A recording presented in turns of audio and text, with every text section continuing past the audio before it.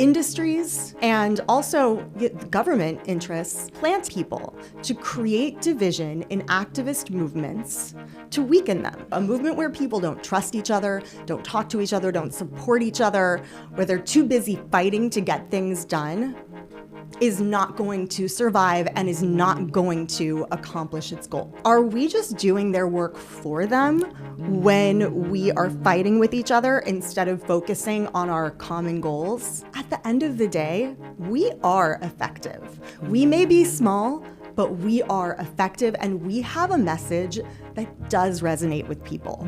These industries wouldn't do this if they didn't feel the effects of our activism. We must look amongst us and just kind of be a little skeptical about if you see somebody starting trouble within the movement, are they really one of us? Or are they perhaps working for the industry? And that's something we should be so aware of. And some people are just kind of predisposed to drama. And hey, that's fine. Save it for your boyfriend. Save it for the non-vegan boyfriend. Yeah, exactly. Yeah.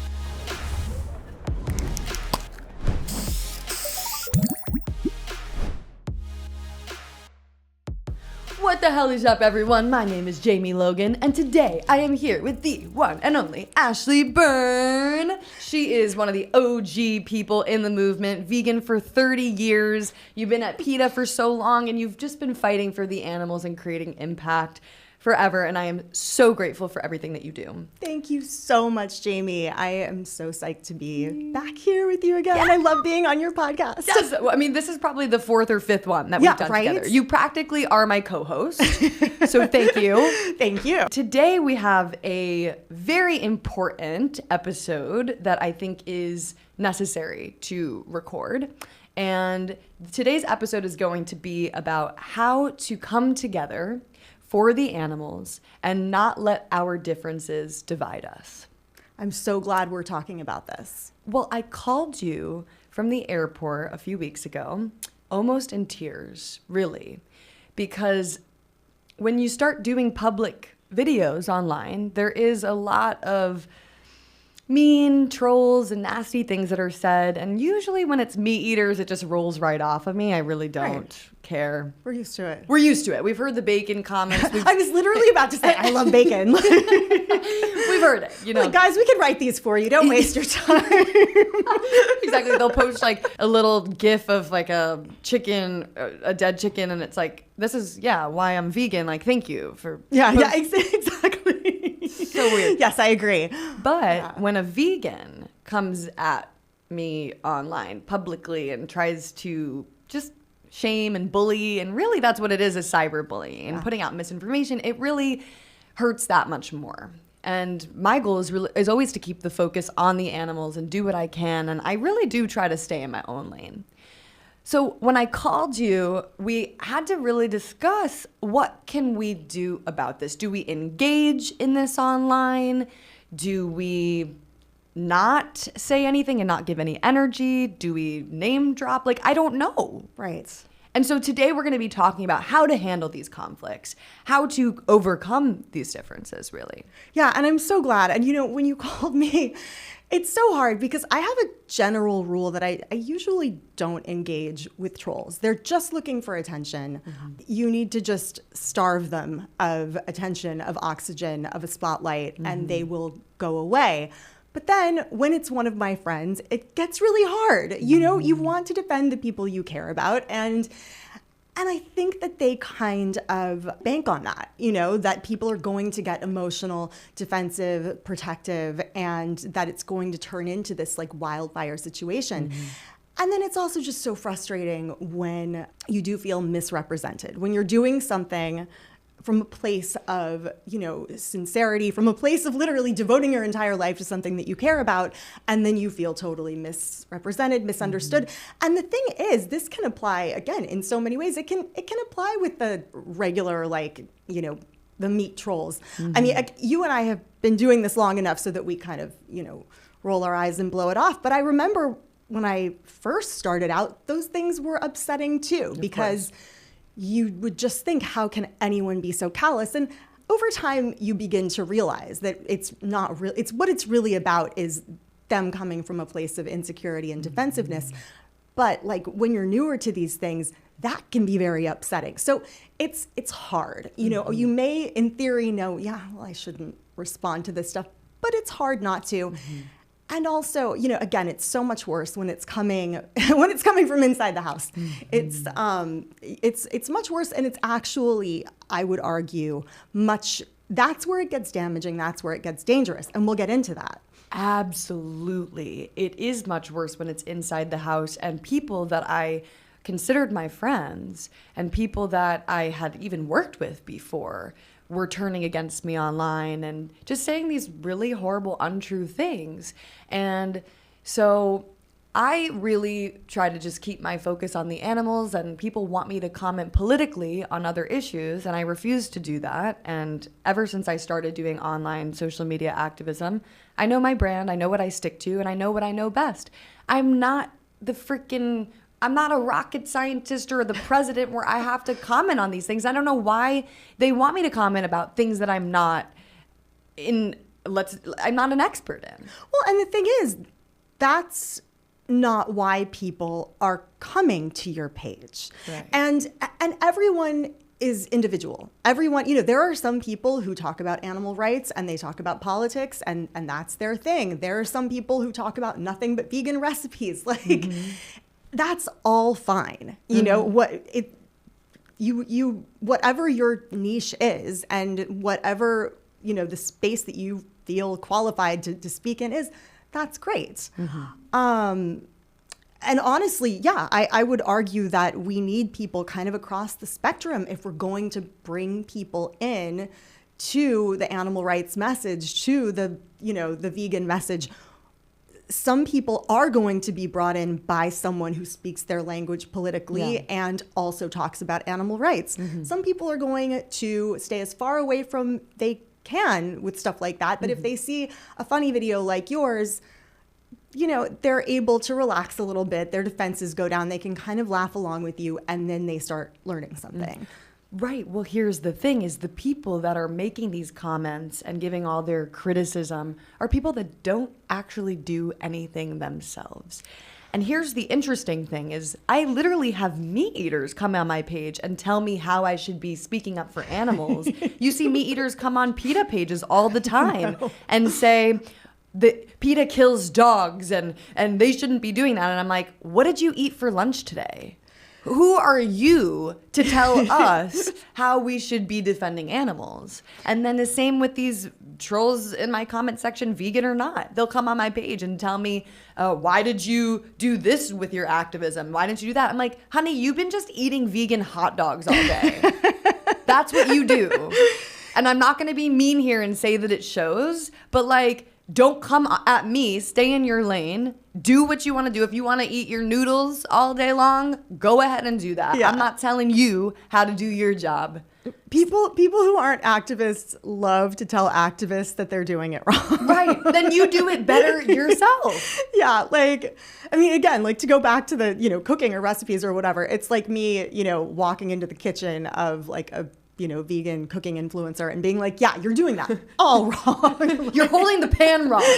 Right. Get the knife properly in your hand, grip it like this. It's like, what the fuck? And the thing is, when it comes to activism, we need everything across the spectrum. Like there is no doing it wrong. There's just doing it differently. And so, you know, when someone's like, that's not how you should be an activist, I'm like, great. If then you do it your way, and I will applaud you for that. Right. Do something. Yes, exactly. Do something. You brought up something very interesting a second ago, though, and that was the trolls who come on PETA's page and they spout all this misinformation, and that actually ties into what we're discussing here, because the root of that very often is actually these very intentional campaigns by people who oppose animal rights, by the industries that oppose animal rights. They're funded by the meat industry, you know, by the money behind vivisection, behind the tobacco industry, which again, it's all wrapped up in vivisection, the fur industry, breeders, and they fund these campaigns to discredit animal rights groups, animal rights activists, not just to the general public, but to each other. And so that's something that we should really talk about, because the fact is that clearly they see a lot of value in animal rights activists not getting along with each other. So maybe we should talk about that, because are we just doing their work for them when we are fighting with each other instead of focusing on our common goals? I think you nailed the nail on the head. Is that what they say? You did. Yeah. That is what it is at its core. And we must look amongst us and just kind of be a little skeptical about if you see somebody starting trouble within the movement, are they really one of us? Or are they perhaps working for the industry?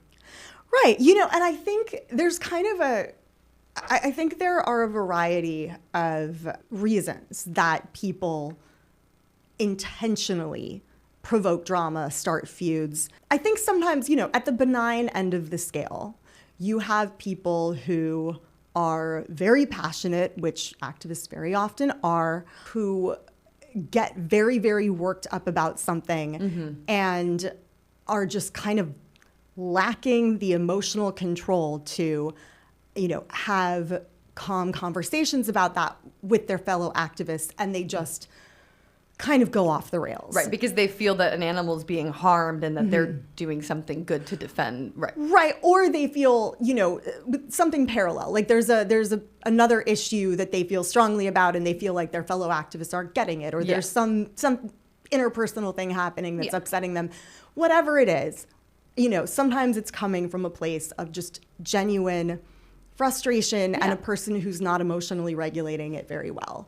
And it might not be the most helpful thing, but, you know, it's not coming from a malicious place. Right. It's coming from a place of someone just not really conveying their feelings, you know, in a rational way. Okay. Then you get into a murkier place where, so then I think you also have people who are influenced easily by other people. And maybe they'll see people who they respect in the movement starting drama, provoking, you know, like provoking disputes with other activists, and they will just kind of get swept up in it.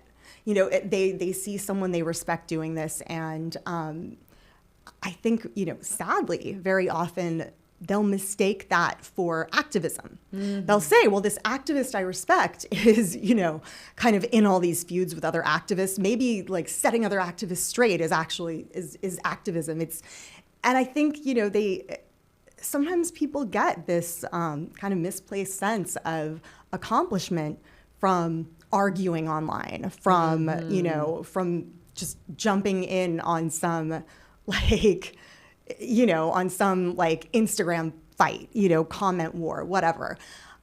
And I think we all have a desire to feel accomplished and like we're, you know, like we're getting things done.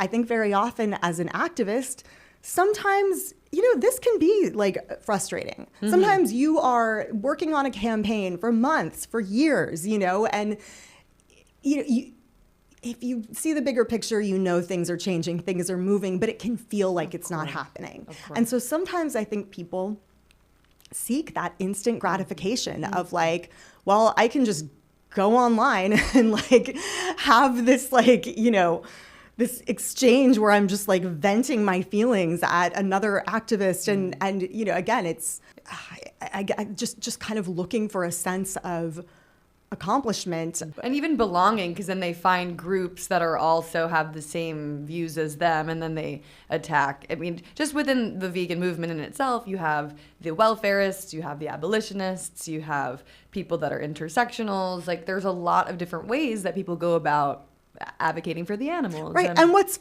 so funny to me is the fact that we have all these categories for ourselves. We're like, okay, you know, in the animal rights movement, I'm a this or a this or a this. Okay, well, the rest of the world, they just see they see us all as the same. And okay, I'll put it this way. I have a very dear friend who is very much not an animal rights activist. She, loves animals, but just very different background. She is a classically trained French chef. She, like that, just all kinds of animals, in the pot on the stove. And as we got closer, she did start to, she didn't even know what vegan butter was when we first became friends. And she's always been wonderful about cooking vegan for me, et cetera. But I guess I'm saying this is someone who just has no knowledge of the animal rights movement. I will never forget, she went to an event several years ago, and the next day she was like, oh, there was like a vegan vendor at this event, a vegan bakery. I brought you some cookies. She was so excited. But then she was like, it was the weirdest thing. I told them I was buying them for you and that you worked at PETA, and they got really snippy and, said all these negative things.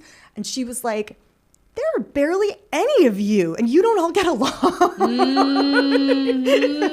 Oh my God. It's embarrassing.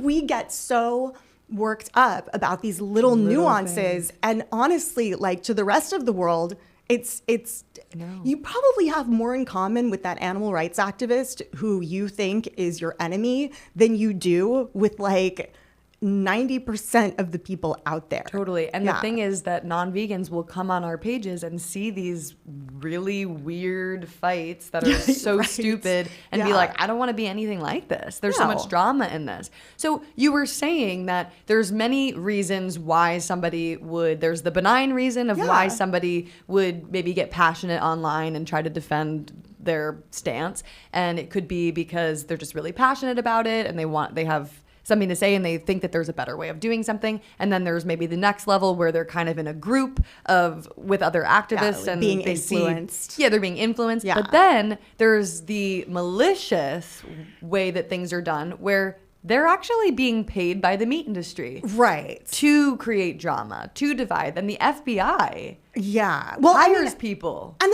there's something in between too, because like you also have people who are being intentional. They know what they're doing. They're provoking, and it's out of self-interest because they're trying to build a platform. They're trying to get like views and likes, and they know that the way to do that, unfortunately, this social media has done a lot of incredible things about enabling us to get content about animal rights out there, to get footage in front of people who might never see it otherwise.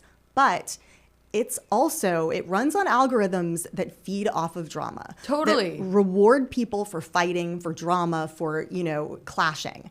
And people know that. And so you have people now who will build entire platforms off of attacking other people. I just saw it happen the other day with a really well-known content creator in our movement of this random girl built a whole TikTok following, like over 200,000 followers based on attacking this one vegan creator. That's insane.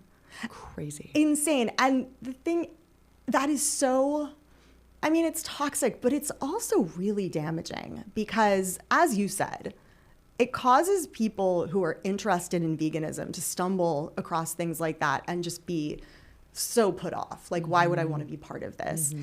It's taking attention, eyeballs, oxygen from the actual vegan message. It's steering people who are looking for vegan content away from things that could actually... help them lead a lifestyle that's not harming animals, and directing them instead to people's petty personal drama and, quests for just more notoriety.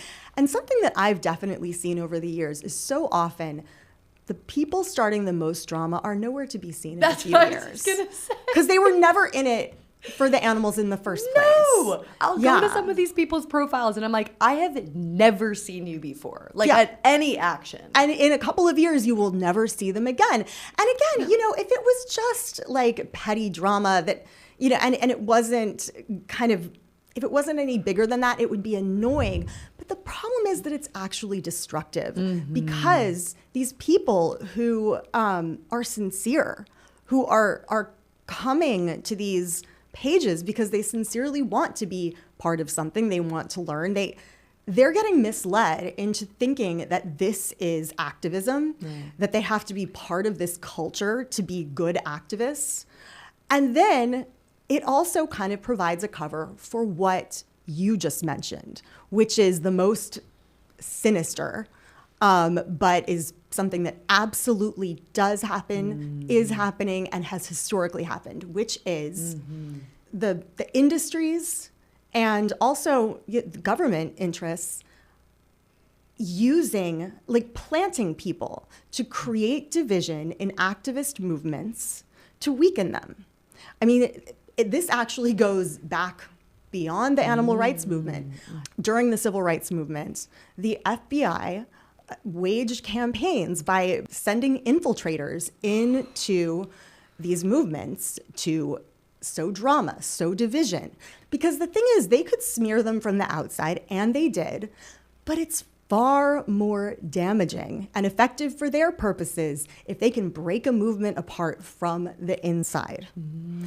Because, a movement where people don't trust each other, don't talk to each other, don't support each other, where they're too busy fighting to get things done, is not going to survive and is not going to accomplish its goals. I mean, that you just said it right there. How much time in a day do we have? For me, there's like never enough time in a day to get everything that I need to get done, whether it's editing videos, filming, researching, planning a talk. I mean, there's so many things to do to help the animals and to further this message that I don't have time to be fighting with people online and responding to all the comments.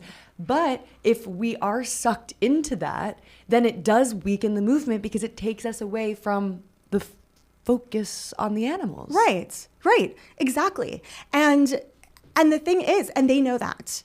And this has been documented in the animal rights movement as well. This absolutely has happened in the animal rights movement, and there is no reason not to think that it's not still happening. Because at the end of the day, we are effective. We may be small, but we are effective, and we have a message that does resonate with people.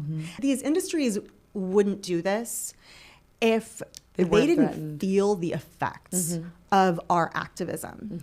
And so you've got to stop and think when you're about to engage in, in something like this. Am I doing their work for them?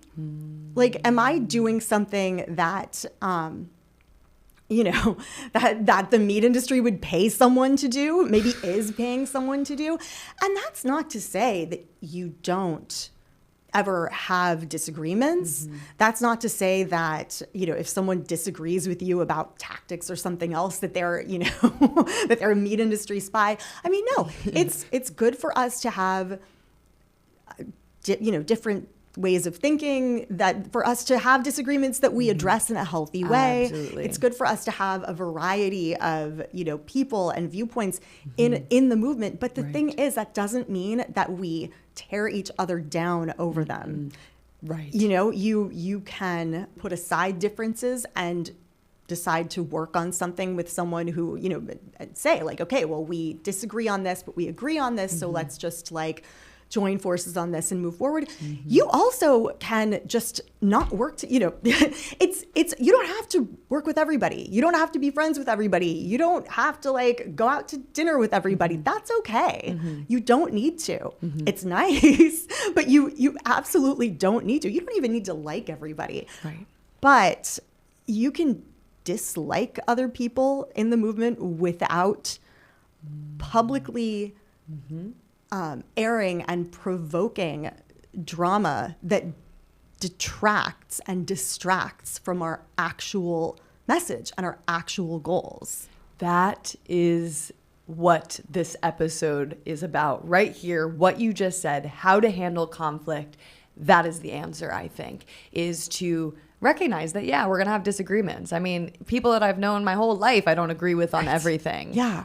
But we find ways to work together and be together. I was on the phone with my dad last night, and I said to him, I go, look, he was like, look, I respect you, and I love what you do, and I want to come on your podcast. I'm going to have my dad on here. Oh my God, I love that. And I'm like, thank you, Dad. I love you too. And, I there's a lot of things that I don't agree with of your actions. I mean, you still eat sea animals, and you are responsible for the torture and murder of many of those sentient beings. And somehow I find a way to still love you.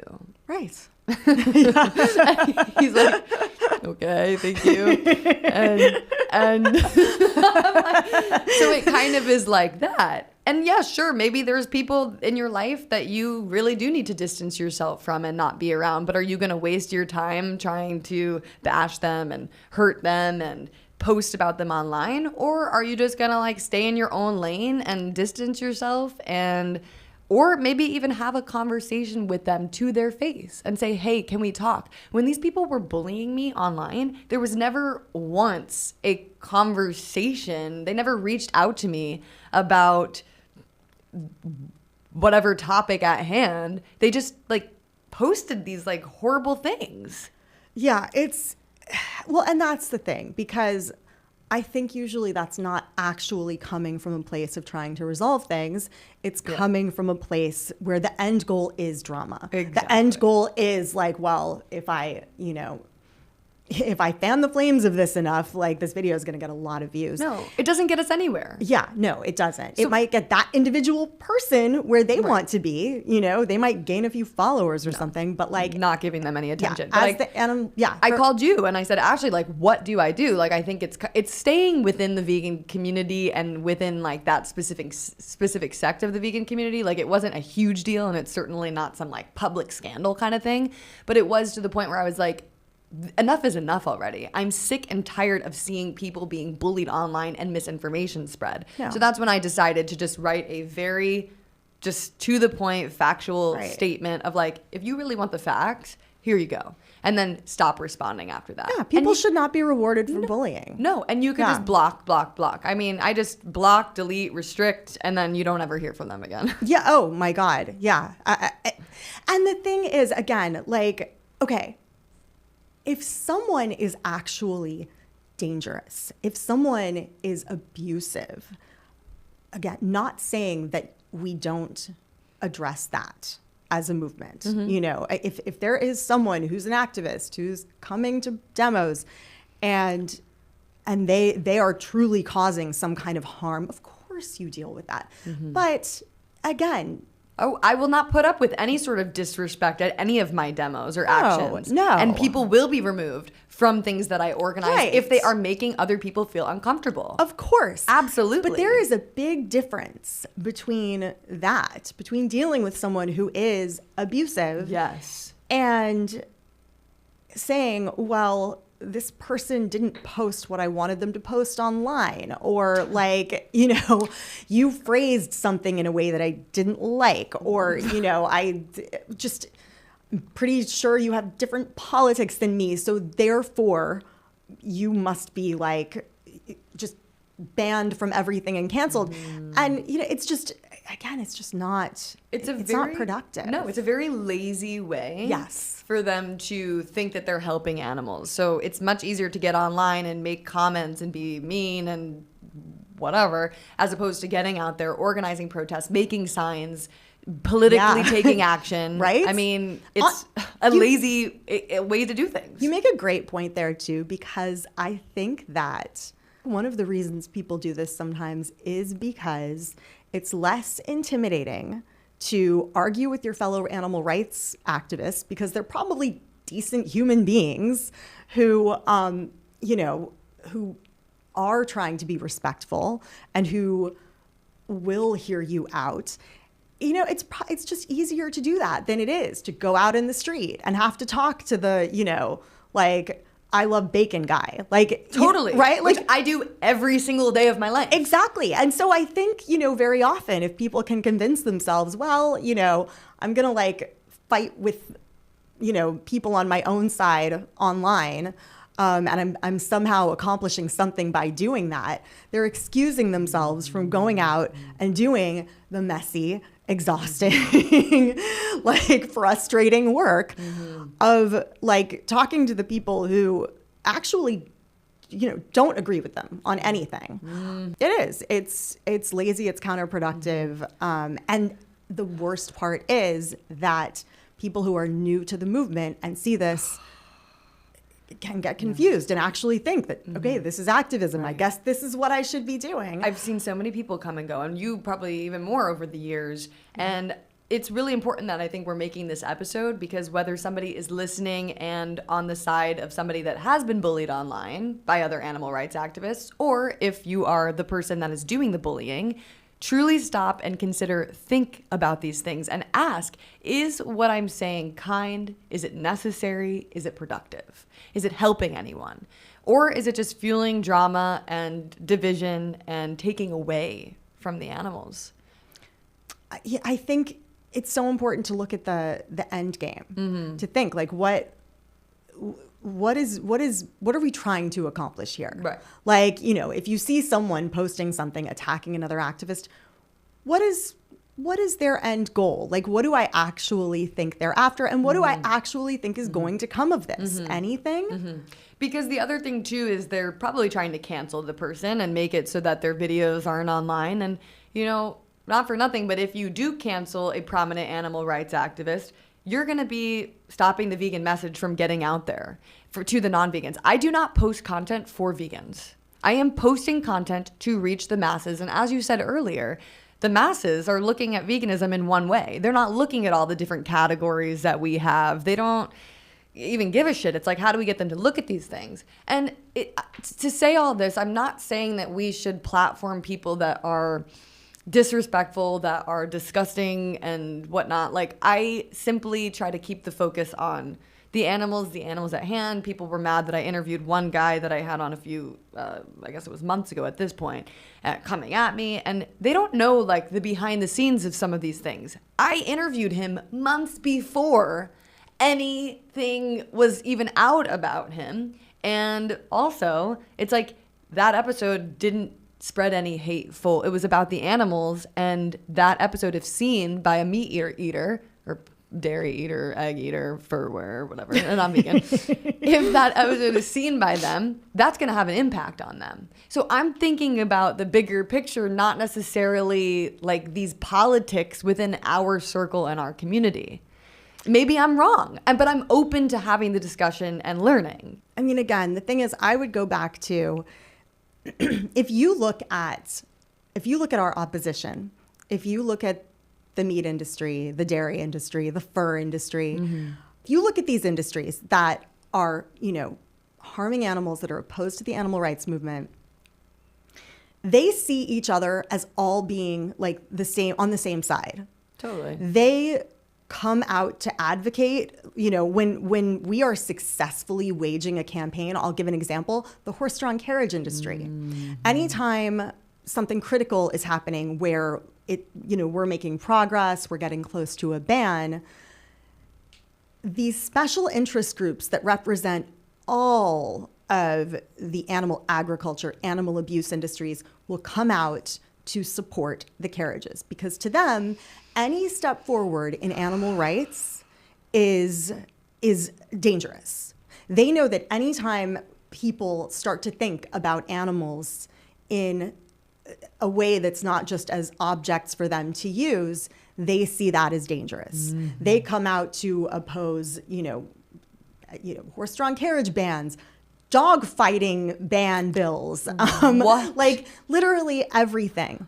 And again, they all band together to fund these groups like the Center for Consumer Freedom, which doesn't just lobby against, any legislation that would protect animals in any way, no matter how minuscule, but they also very actively attack animal rights, try to smear it to the public. But also, again, they're behind these campaigns to, try to discredit animal rights activists and groups to each other. And, these groups all know that, I'm sure individually they have some different interests.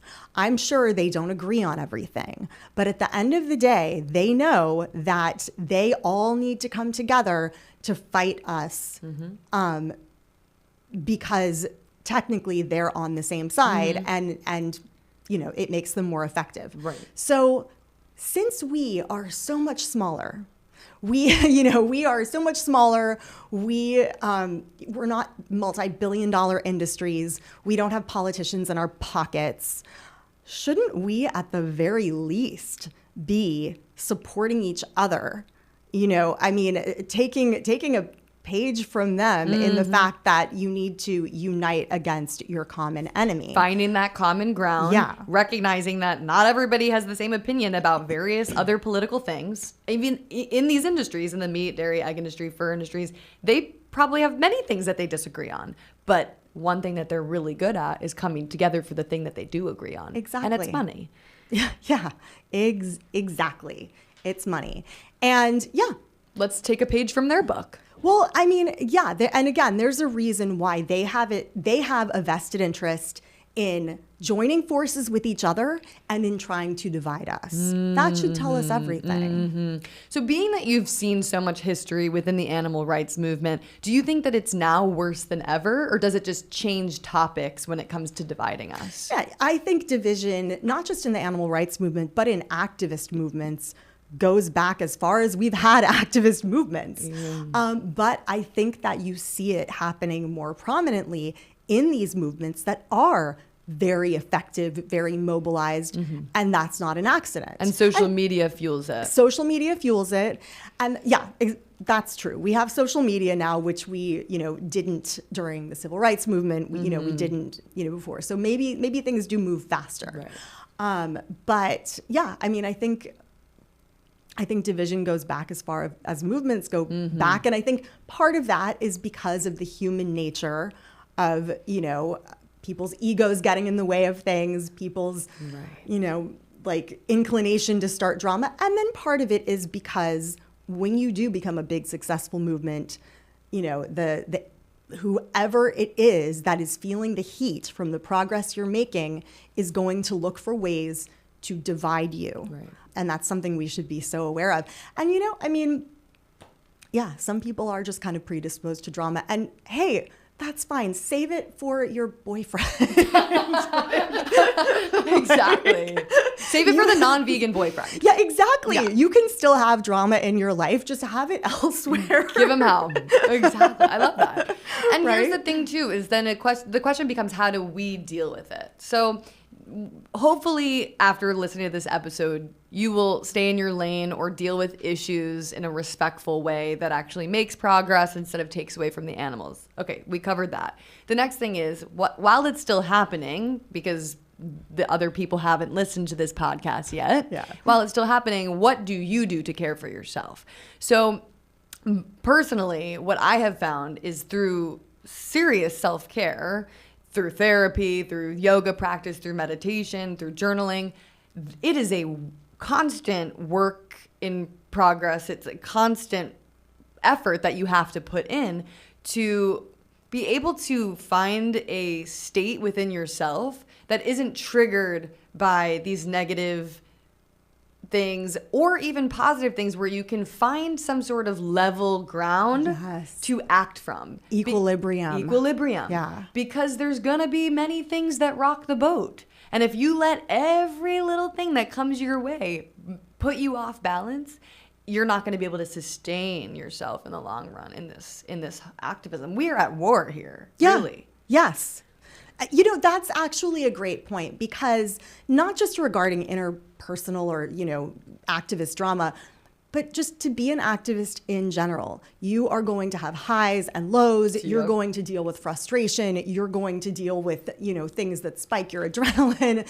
You're going to see things that most of the world wants to look away from. And you do need to find a way to, as you said, to maintain calm throughout, to actually be able to center yourself so that you aren't being wildly propelled up and down every time something happens or something changes. And I know that that's easier said than done, but it's so essential. Because when you act from a place of anger, hate, sadness even, you're not actually taking the most effective action when you make decisions in a chaotic state. Yeah. As opposed to when you are more calm and maybe even take a few days to respond to something and you're thinking more clearly, it's number one, more effective.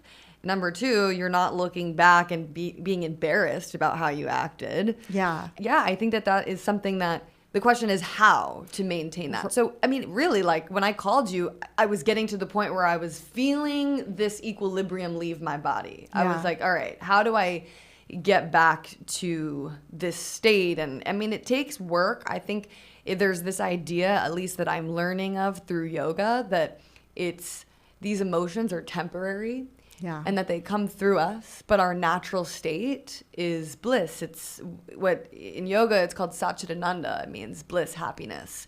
And that is our natural state. And then there's these obstacles that come on top. And so how to remove all these obstacles, stay connected and centered with your true self is, number one, becoming aware that these emotions are temporary and they're not you. We use words like, I am angry. I am sad, and you like connect that with who you are when that's not who you are. That's so true. So through those kinds of practices and recognizing that oftentimes when somebody says something that's mean or untrue, it's coming from this lack of equilibrium within themselves. That's so true. And that's something that, I mean, to work at PETA over the years, I really had to very firmly put myself in a place where I did not take things personally. Mm-hmm. Again, whether you're talking about, things in the movement or things, obviously, like a lot of things from outside, the comments from trolls, the anger, the person who comes up and screams in your face during a protest. And I'm not saying that that's easy, and I'm not saying that I have always been successful, but I realized early on, if I'm going to do this, I can't go down these rabbit holes of reading, angry comments left by people who have all these other problems, all these other issues that are provoking their behavior, that are coming from a place of defensiveness or anger or, just whatever. And who are thinking about this for 3 seconds while they leave a nasty comment. Okay, well, that means I need to not think about it for 2 hours. Not, maybe not even read it in the first place. Like I generally don't read comments because of that, because at least not the nasty ones. There's just no value in them. And you have the power to decide how you want to let things affect you. Exactly. So I can read these comments and I'm the one that chooses how I want to feel about it. I remember when I first started my TikTok account, it was during COVID and my account went viral. And they were the meanest, most nasty troll comments. I mean, really, it was so bad. It was like the TikTok was out of control, and it still is, I think, way worse than Instagram, what I've found. I've seen awful things on there. I mean, horrible. That I was so impacted by it because it was, again, my first viral account, and I was reading through the comments and taking them personally. I was so impacted by this that I deleted the account. Oh my God. I was like, I can't do this anymore. Yes. And I mean, like millions of views. And looking back on it, I'm like, wow, I was reaching the people that I wanted to reach with this animal message. This was creating the impact. I wasn't in my little echo chamber of people congratulating me and supporting me, which I don't need, I want to reach those people. And I can look back on it now and I wish I could tell my younger self, just keep going. This is what happens when change begins. Right. Because we look at social justice movements over history, you have the 3 stages of truth. The first is people will oppose the message. The second is violent opposition. It's ridicule, it's humiliation. It's, even physically fighting and shooting people. And it gets to that point. The third stage is acceptance, is truth. And sometimes people, trolls and meat eaters and whatever, that are the most defensive, it's because they're guilty. Absolutely. I would rather a reaction than no reaction at all.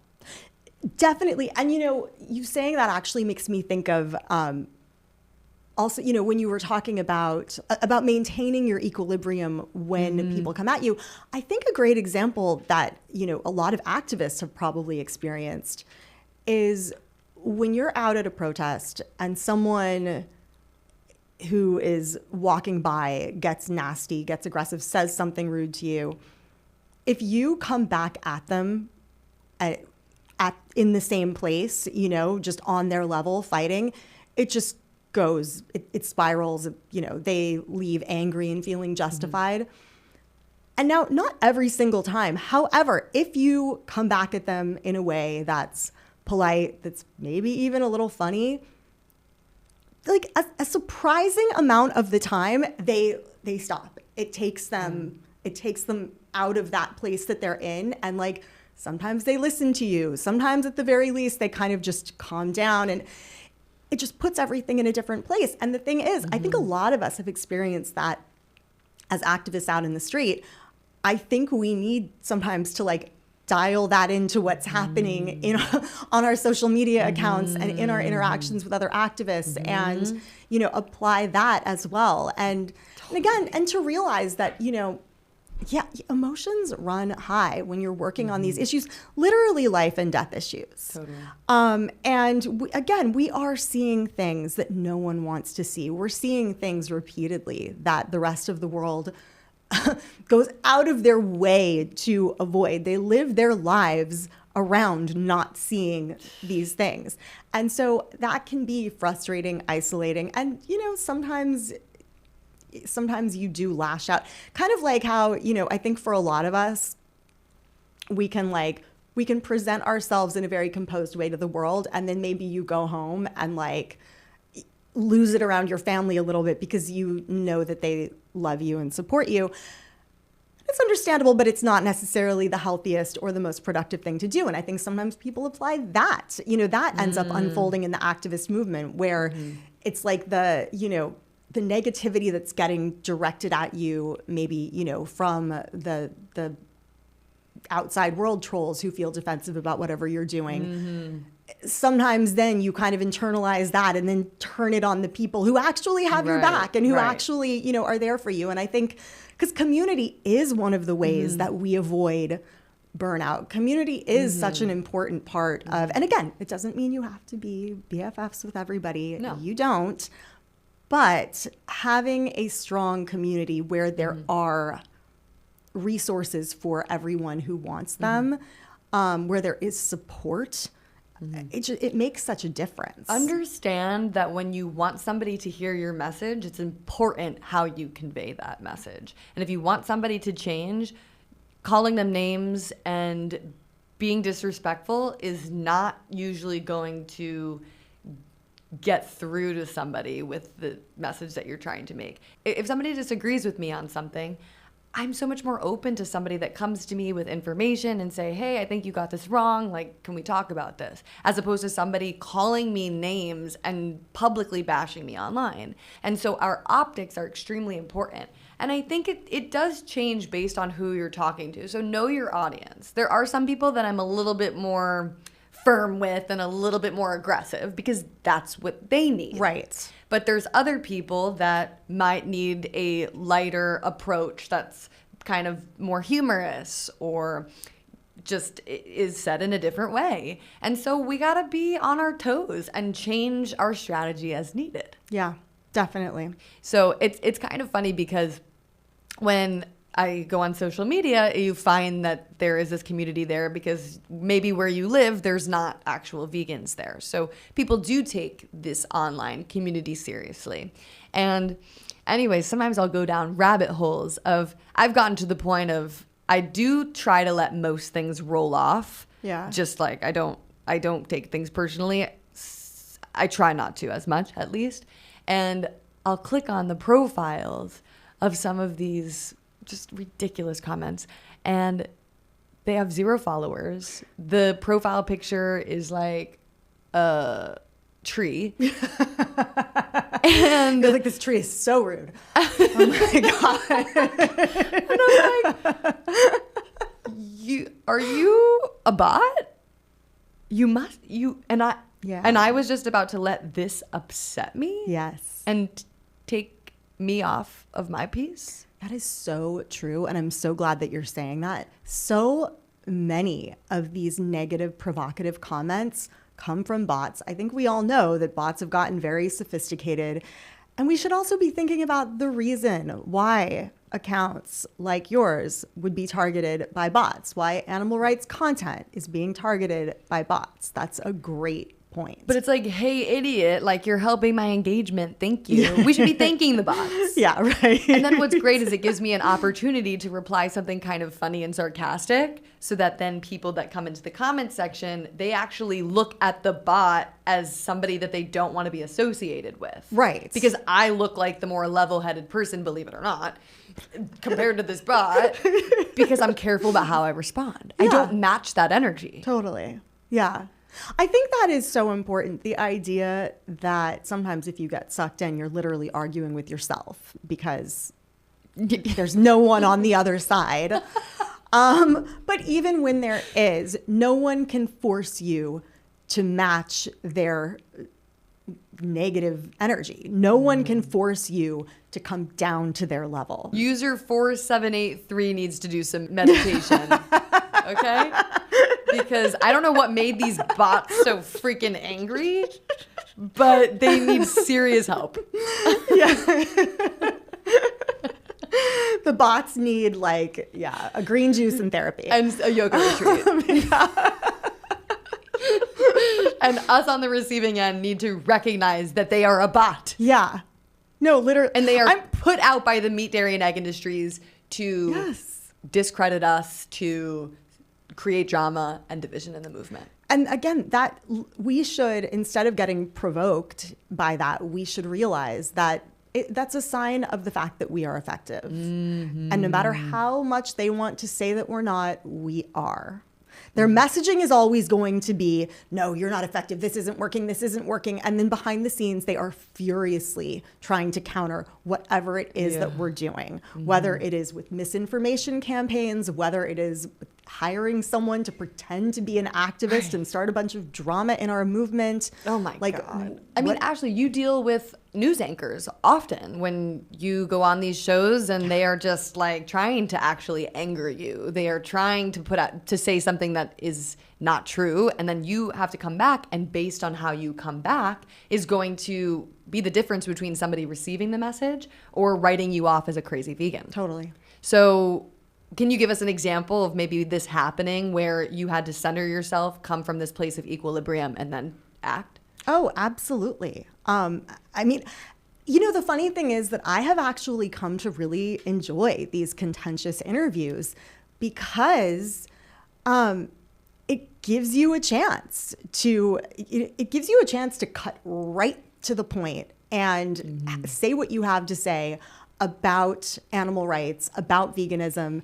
I have multiple examples of this. I think a lot of people saw a couple of interviews that I did with Sean Hannity about a year ago on Fox News. And you know what? I always say I am happy to have the conversation. I am fine with going on and having the person, be antagonistic towards me as long as they let me say what I have to say. Because they might disagree with me. They might just very vehemently disagree with me. But there's a whole audience of people out there who, as you say, they're the audience. They're the ones you're actually trying to get your message across to. So you can be provoked by a host who's, talking to you about, eating steak and burgers and the carnivore diet. And, you could get all worked up about that and, say, oh yeah, well, you look like you haven't eaten a vegetable and, whatever. I mean, you could get sucked in, or you can think, I'm not really talking to this person. I am talking to all the people who are listening to this and waiting to see if I lose it, so that they can just kind of write me off, or if I actually have something of substance to say. And you're right that we can apply that to our interactions online, our interactions out on the street. But then, Ashley, as soon as the cameras go off, they're asking for your number and wanting to take you.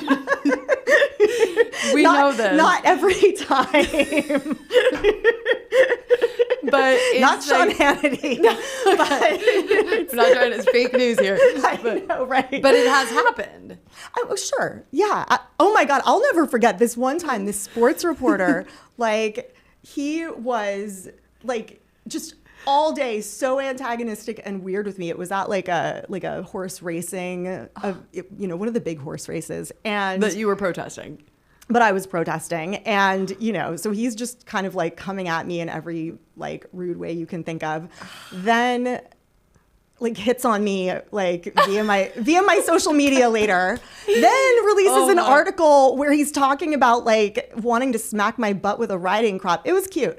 But yeah, so I have gotten very good at not being provoked. This is like the little bully kid in school, the little boy who sits in the back of the classroom and throws things at you. Oh my God. Right. No, exactly. But the thing is with that little boy too, what he wants is for you to turn around and yell at him or cry or, give him some kind of reaction. I fostered a puppy a couple of weeks ago, and it was very much this sort of like he was in the era of like, I am going to hump your leg until you pay attention to me. What are we going to do with these boys? I know, right? And I realized very quickly, I was like, oh yeah, this is a training thing where like it's actually about showing them that you're not going to get positive enforcement, attention from this like not great behavior. We have to treat the men like we would treat this puppy. Yes, very much so. Crate training. I would never crate train a dog. By the way, I would never put a dog in a crate. I would never put a puppy in a crate. But the men, it's okay.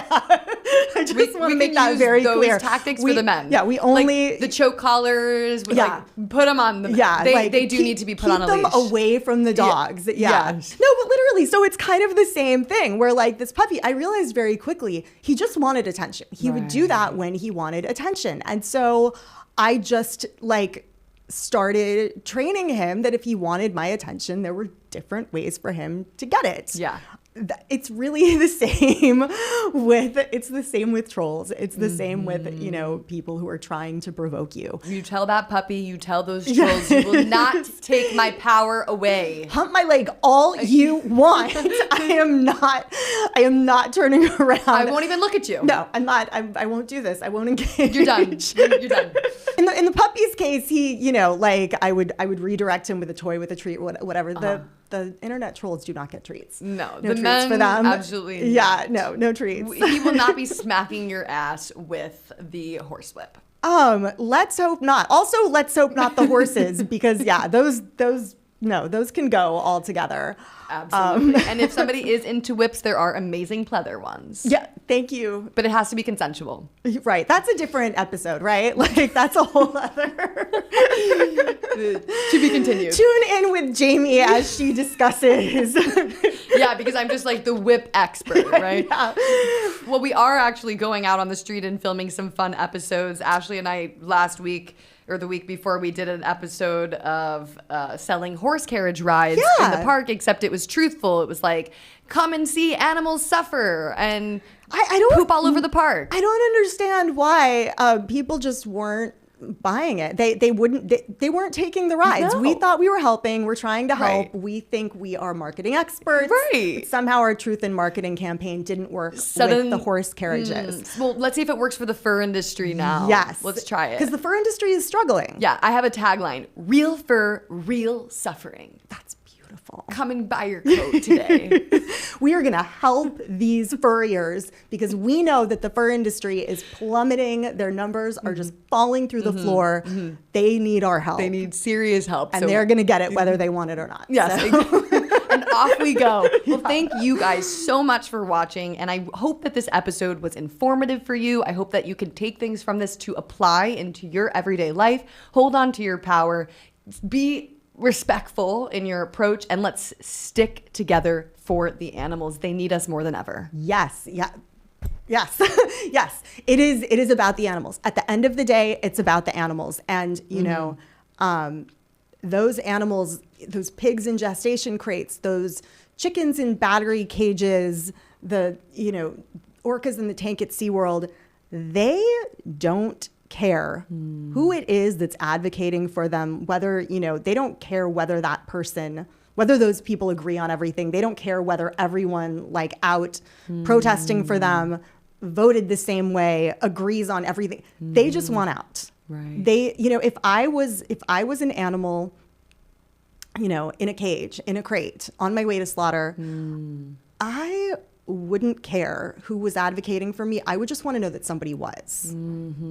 Thank you so much, Ashley. That's so true. And keep that in mind. Please go follow Ashley. Ash Loves Mongo. Ash Loves Mongo. Ash Loves Mongo on Instagram. Follow me at It's Jamie's Corner. You could also follow PETA to stay up to date with some of the pressure campaigns and activism that is happening all over the world for animals today. And to get support in building community, PETA has a bunch of resources, communities for activists, and they're so helpful. Totally. It's such a home and a place where that we can go to when it comes to coming together for animals, because they provide the materials, the location, they do the research on the campaigns, they do public appearances to speak about these campaigns. So please follow PETA and please let us know how you like this episode.